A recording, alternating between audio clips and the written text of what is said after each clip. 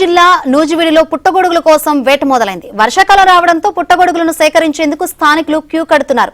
సేకరించిన పుట్టగొడుగులను వివిధ మార్కెట్లకు తరలించి సొమ్ము చేసుకుంటున్నారు.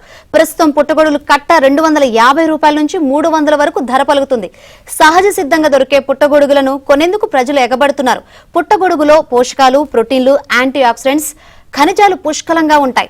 పుట్టగొడుగులు మానవ శరీరంలో రోగ నిరోధక శక్తిని పెంచడమే కాకుండా నిత్య యవ్వనంగా ఉంచే గుణాలు కలిగి ఉన్నాయని ఓ వ్యాపారవేత్త తెలిపారు.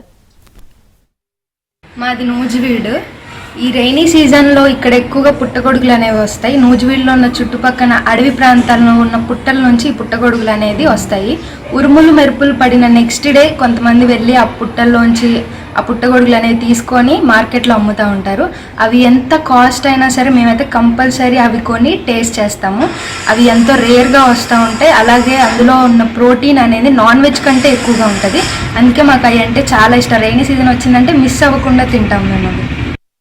అండి పుట్టగొడుగులు వర్షాకాలంలో వస్తాయి. July, June.